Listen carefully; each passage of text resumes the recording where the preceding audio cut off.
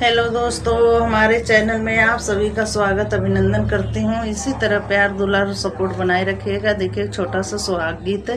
Video अच्छा लगे तो ज़्यादा से ज़्यादा लाइक कमेंट शेयर जरूर करिएगा। आप लोग से उम्मीद करती हूँ कि ज़्यादा से ज़्यादा सपोर्ट बनाएंगे। मैं आपकी शालिनी सिंह। बाबा के बगिया में बोलेला कोयलिया हो, बोलेला कोयलिया हो, सुगना बोलेला भीनु सार रे ललन जी। अरे सुगना बोलेला भीनु सार रे ललन जी।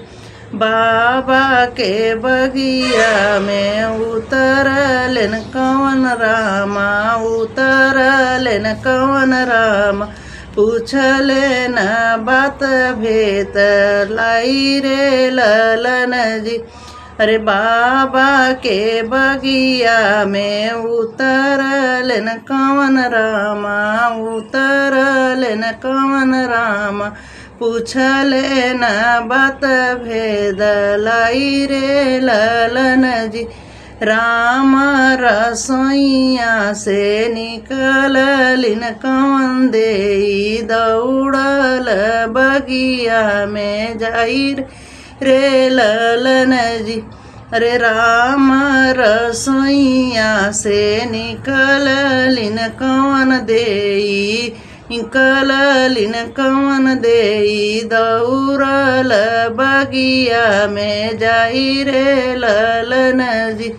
किया धन हऊ तू ही सचवा कढ़ारल हो, किया तू ही हऊ धना सचवा कढ़ारल हो, किया तो है गढ़ेला सोनार रे ललन जी।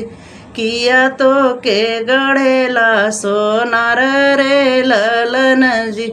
नाही हम हई प्रभु सचवा कढ़ारल हो, नाही हम हई प्रभु सचवा कढ़ारल हो, नाही मोके गढ़ेला सोनार रे ललन जी। अरे नाही मोके गढ़ेला सोनार रे ललन जी। अमर नियवा के कोखिया क जनमल हो, अमर नियवा के कोखिया क जनमल हो। अरे भैली अलफ सुकुआर रे ललन जी। अरे भैली अलफ सुकुआर रे ललन जी। बाबा के बगिया में बोलेला सुगनावा हो, बोलेला सुगनवा हो, सुगना बोलेला भीनु सार रे ललन जी।